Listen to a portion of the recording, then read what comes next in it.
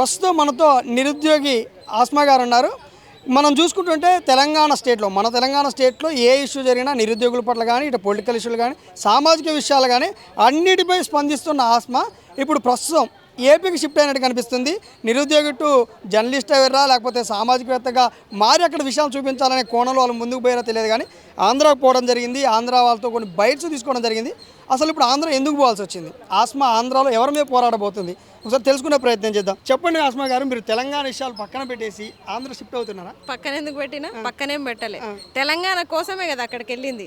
తెలంగాణ కోసం ఆంధ్ర ఎందుకు వెళ్ళాల్సి వచ్చిందంటే మా ప్రజల్ని, ఇక్కడ ప్రజల్ని వాళ్ళు పవన్ కళ్యాణ్ ఫ్యాన్స్, పవన్ కళ్యాణ్ మోసం చేయాలనుకుంటున్నారు ఎలక్షన్స్ లో నిలబడి. కాబట్టి అట్లాంటి దొంగల్ని నమ్మకండి అని చెప్పేసి చెప్పడానికి పోతున్నాము. ఎందుకంటే ఆధారాలు ఉండాలి మాకు. ఊకే చెప్తే నమ్మరు కదా మా వాళ్ళు పాపం మా అమాయకులు తెలంగాణ ప్రజలు. అందుకే ఆధారాలతో సహా చూపించి చూడండి. మొత్తం ఆంధ్రప్రదేశ్లో మన పవన్ కళ్యాణ్ గారు ఎవరైతే ఫ్యాన్స్ ఉన్నారో వాళ్ళకు కూడా తెలియాలి, పవన్ కళ్యాణ్ గారు ఇట్లా మోసం చేస్తున్నారు, ఇచ్చిన హామీలు నెరవేర్చలేదు, అక్కడ ఏ పథకాలు కూడా అమలు అవ్వట్లేదు అని చెప్పేసి ప్రజలే చెప్తున్నారు చూడండి అని చెప్పే ప్రయత్నంలో భాగంగానే వెళ్ళినాము. అదే కొన్ని బైట్స్ అయితే ఆల్రెడీ తీసుకున్నాము, చెప్పినాం కూడా. నమ్మితే ఓకే, నమ్మకపోతే ఇంకా కూడా తీసుకుంటాం. ఎందుకంటే తెలంగాణ రాష్ట్రాన్ని కాపాడుకునే బాధ్యత మాది. ఎందుకంటే మా పూర్వీకులు, మా అయ్య జాగిర్ కదా, మరి మా అయ్య జాగిర్ని మేము కాపాడుకోవాలి కదా. మా అయ్య జాగిర్లో నీ ఇల్లు కట్టుకొని ఈరోజు మీ అయ్య జాగిరాన్ని ఎంచిపోస్తుంటే మేమెందుకు ఊకుంటే ప్రసక్తే లేదు. తెలంగాణ బాధ్యత మాది. తెలంగాణ బాధ్యత మీది.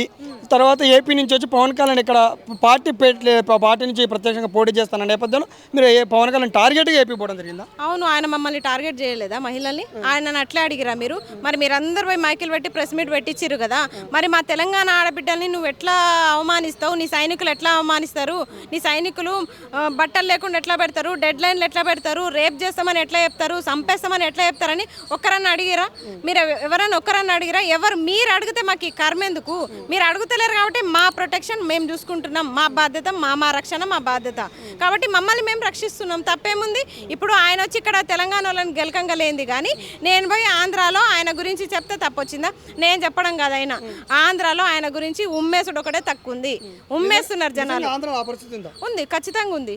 మీరు కావాలంటే మీరు కూడా రండి నాతో పాటు. మళ్ళీ కూడా ప్రెస్ మీట్ ఉంది కాబట్టి డౌట్లు ఉన్నాయి, వాళ్ళందరూ కూడా రండి. మేమే కూడా ఆంధ్ర పోవడం జరిగింది, ఆంధ్ర ప్రజల్ని మాట్లాడడానికి కూడా జరిగింది. అక్కడ పరిపాలన ఎట్లా తెలంగాణలో ఎట్లయితే మనం అందరిని అడుగుతుంటామో అట్లా అడగడం జరిగింది. కానీ అక్కడ ప్రజలు మాట్లాడే అవకాశం లేదు, మాట్లాడట్లేదు కదా.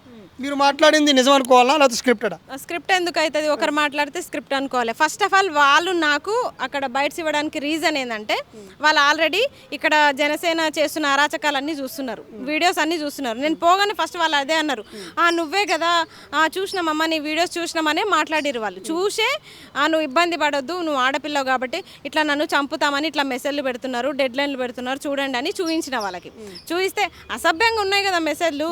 ఒక తండ్రి స్థానంలో ఉన్నారు నాతో మాట్లాడిన వాళ్ళు. ఒక తన బిడ్డకు ఆపదొస్తే మాట్లాడారా? నేను తెలంగాణ ఆంధ్ర పక్కన పెడితే అక్కడ మనుషులు అయితే మంచిగా స్వీకరించుకున్నారు. అది చూపించిన తర్వాత వాళ్ళు ఆ కన్సర్న్ తోటి మాట్లాడారు. అరే ఒక ఆడబిడ్డకు కష్టం వస్తే మనం మాట్లాడాలి, స్పందించాలన్న ఉద్దేశంతో మాట్లాడారు. సరే ఇదంటే అట్లా అన్నారు. ఎన్ని స్క్రిప్టులు చేస్తాం? ఇంకా చేస్తాం, ఇంకా బైట్స్ తీసుకొస్తాం. మీ హామీలు మీరు ఎన్నెన్ని అమలు చేసిరో ఆ అమలు చేసిన పథకాలన్నీ కూడా ఇప్పుడు మీ పథకాలు కూడా చూసి మా తెలంగాణలో ఎట్లా దిక్కులేదు, ఆ ఆంధ్రాలో కూడా ఏం జరుగుతుందో, ఆ కూటమి ప్రభుత్వం ఏం చేస్తుందో, అక్కడ పొడిచిందేందో ఇక్కడ ఏం పొడుస్తారో అదంతా ఆధారాలతో సహా బయట పెడదామనేదే మా ఉద్దేశం. మీరు పోయింది నాకు తెలిసి గుంటూరు, ఉమ్మడి గుంటూరు జిల్లా అనుకుంటా.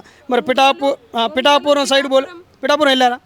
వెళ్ళలేదు, కానీ అక్కడ పిఠాపురం వెళ్ళాలన్న ఆలోచన మాకు లేదు వాస్తవానికి. అదే కదా, అక్కడికి వెళ్ళాలన్న ఆలోచన లేదు. కానీ పిఠాపురంలో ఉండే ప్రజలే నువ్వు మా డిస్టిక్ కూడా రా, మా సైడ్ కూడా రా, మేము మాట్లాడతామని చెప్తున్నారు. మీతోట నిజం? నిజం, మాతోటే చెప్పిర్రు. పిఠాపురం ప్రజలకి డిప్యూటీ సీఎం అంత ఉంటుంది అక్కడ. ఇప్పుడు అందరికి నచ్చాలని లేదు కదా. ఇప్పుడు అందరికి నచ్చాలని లేదు, అందరికి నచ్చొద్దని లేదు. కొంతమందికి నచ్చవచ్చు, కొంతమందికి నచ్చకపోవచ్చు. నచ్చని వ్యక్తులే కదా మాకు కాంటాక్ట్ అవుతారు. అట్లనే అయింది. అక్కడ ప్రజలే కొంతమంది ఇట్లా జరుగుతుంది అని చాలా మంది ఉద్యోగస్తులు, నిరుద్యోగులే కాంటాక్ట్ అయ్యారు మమ్మల్ని. ఆస్మా గారు, నేను ఒకటి అడుగుతున్నా. మీరేమో సాధారణ నిరుద్యోగి, ఒక పేదరిక మధ్యతరగతి కుటుంబానికి చెందిన, గవర్నమెంట్ నోటిఫికేషన్ ఇస్తే పోవాలి, నోటిఫికేషన్ చదువుకుని ఆ వేలో ఉన్నోళ్ళు ఏపీ డిప్యూటీ సీఎం అంటే చాలా పెద్ద తలకాయ అనుకోవచ్చు. ఒక రాజకీయ పరిణామంలో ఆ కోణంలో చెప్తే పెద్ద తలకాయ అని చెప్పొచ్చు. అక్కడ రెండో అంటే ఆ రాష్ట్రానికి ముఖ్యులు ఎవరు సీఎం, తర్వాత ఉప ముఖ్యమంత్రి. ఆయన మీద మీకు పోరాటం అవసరం? పుట్టుకతోనే ఆయన డిప్యూటీ సీఎం అయిందా లేకపోతే ప్రజలు చేస్తే అయిందా చెప్పండి. ఇప్పుడు ఆయన తెలంగాణకు వస్తుండు, తెలంగాణకు వస్తే నాలాంటి సామాన్యులు ఓటేస్తే అవుతాడా, లేకపోతే డిప్యూటీ సీఎంకి సీఎం ఓటేస్తే డిప్యూటీ సీఎం అయిందా, లేకపోతే ఎమ్మెల్యేలు అందరూ ఓటేస్తే ఆయన సీఎం అయిందా? ఎట్లా అవుతారండి మీరు? ఇట్లా ఎట్లా మాట్లాడతారు? అంటే నేను సామాన్యురాలిని కాబట్టి ఆయన ప్రశ్నించొద్దు అంటారా? ఆయనను ప్రశ్నించొద్దు. ఆయన ఏం చేసినా, ఆయన తప్పు చేసినా, మా తెలంగాణని అవమానించినా, మా అస్తిత్వాన్ని క్వశ్చన్ చేసినా, మీ అయ్య జాగిరాన్ని మా అయ్యల గురించి మాట్లాడినా, మా అస్తిత్వం మీద దెబ్బ కొట్టినా మేము చూసుకుంటుండాలా? నేను పోరాడడం తప్పనట్లేదు, పోరాడొద్దు అనట్లేదు, కానీ మీరు పోరాడద్దు కాదు మీరు చెప్పిన కోణంలోనే ఇక్కడ తెలంగాణ నుండి మీరు ప్రశ్నిస్తేనే మీకు డెడ్ లైన్ పెడుతున్నారు, కామెంట్స్ పెడుతున్నాడు. మరి ఏపీ పోయింది కదా, కామెంట్లు పెడుతున్నారని చెప్పేసి భయపడాలా? లేకపోతే భయం లేదా అని అడుగుతున్నాను. ఎందుకు భయం ఉంటుందండి? నేనేం తప్పు చేసినోడే దర్జాగా కనీసం మహిళలనే గౌరవం లేకుండా ఆ చెత్తన కొడుకులతో కామెంట్లు పెట్టిస్తున్నాడు. నేను ఎందుకు భయపడతా? వాళ్ళు ఎన్ని కామెంట్లు పెడితే నేను అంత రెచ్చిపోతా. ఎంత వల్గర్గా పెడితే ఇంకా పరిణామాలు ఇంకా దూరం పోతాయి. దయచేసి ఇప్పటికే ఆపేయాలి. నేను మర్యాదగా చెప్తున్నా, ఈ రోజు దాకా చెప్పలేదు. ఇప్పటికన్నా కామెంట్లు ఆపితే, నెగిటివ్ కామెంట్లు ఆపితేనే మంచిది. లేకపోతే మీ డిప్యూటీ సీఎం దాకా మీ కామెంట్లు అన్నీ తీసుకోపోతా. వాళ్ళ అమ్మకి కూడా చూపిస్తా. మరి పవన్ కళ్యాణ్ వాళ్ళ అమ్మ ఏమంటుందో అక్కడ చూస్తా. పవన్ కళ్యాణ్ ఇంకా ప్రశ్నిస్తూనే ఉంటారా, లేకపోతే ఎక్కడ తగ్గే అవకాశం? నేను ఏమంటున్నా అంటే, ఇప్పటికీ సోషల్ మీడియాలో మీ జనసేన సైనికులు, మీ పార్టీ అభ్యర్థులు ఎవరైతే ఉన్నారో వాళ్ళందరూ కూడా సోదర భావంతో ఇప్పటికైనా అన్ని మానుకుంటే మంచిది. మాకు క్షమాగుణం ఎక్కువ, తెలంగాణలోకి వదిలేస్తాం ఇప్పటికీ. కానీ మీరు ఇప్పటికీ దాడులు చేసుకుంటా మమ్మల్ని ఇంకా కించపరుస్తూ, ఇంకా నా ఫోటో పెట్టి, మీరు పోస్టర్లు పెట్టి నన్ను కించపరిచేటట్టు చేస్తే మాత్రం నాకు అసలే లో బీపీ.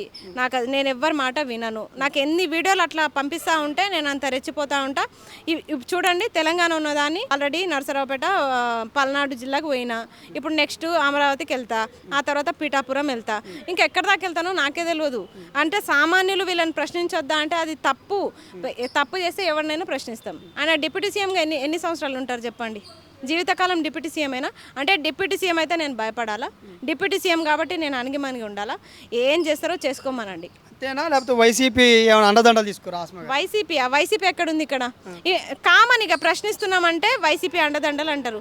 వైసీపీ అండదండలు ఎక్కడున్నాయి? డైరెక్ట్ ఇక్కడ మా అస్తిత్వం పైన గొడవ జరిగింది, మేము స్ట్రేట్గా అక్కడ పోతున్నాం. వైసీపీ అండదండలు ఎక్కడున్నాయి ఇక్కడ? ఏపీ పోతురు కదా, వస్తుంది కదా. అంటే ఏపీ మరి తెలంగాణకు వచ్చిందంటే ఆయన కూటమి బలం చూసుకొని, టీడీపీ బలం, కాంగ్రెస్ బలం చూసుకొని ఇక్కడ తెలంగాణకు వచ్చిండా డిప్యూటీ సీఎం? ఆయన డిప్యూటీ సీఎం ఆంధ్రాకి, తెలంగాణకి కాదు. ఇంకొకటి, ఆంధ్రాకి వచ్చి ధైర్యంగా ఆయన ప్రెస్ మీట్ పెట్టి నేను ఇక్కడ జనసేన పోటీ చేస్తానంటే, అంటే ఇక్కడ కాంగ్రెస్తో పొత్తుగా పెట్టుకొని కాంగ్రెస్ ధైర్యంతో అన్నాడా? ఆయన కూటమి ఉంది. దీనికంటే ముందు ఆయన సెలబ్రిటీ సినిమా హీరో కాబట్టి ఇక్కడ ఆయనకు అభిమానులు ఉన్నారు. మరి మీకు ఏదన్నా సినిమా ప్రమోషన్ పెట్టిండా? జూబ్లీ హిల్స్ మొన్న ప్రెస్ మీట్, జూబ్లీ హిల్స్లో సినిమా ప్రమోషన్ పెట్టిండా లేకపోతే రాజకీయ ప్రెస్ మీట్ పెట్టిండా? రాజకీయ ప్రెస్ మీట్ పెట్టినప్పుడు ఏ పార్టీ అండదండలతోటి పెట్టిండు? ఒకవేళ టీడీపీ అండదండలు, కూటమి అండదండలు అంటే కూటమి ప్రభుత్వం తెలంగాణలో అధికారంలో లేదు కదా, కాంగ్రెస్ పార్టీ ఉంది కదా. మరి రేవంత్ రెడ్డితో ఉన్న చనువుతోటి వీళ్ళ కూటమి ఏర్పడి మరి ప్రెస్ మీట్ పెట్టిండా? మరి అంతే కదా. ఈయన ప్రెస్ మీట్ పెడితే లేని నొప్పి నేను పెడితే ఎందుకు వస్తుంది మీకు? నేను సామాన్యురాలనే కదా. నేను చేసేదేముంది? సామాన్యురాలుగానే పోయి ప్రెస్ మీట్ పెడతా.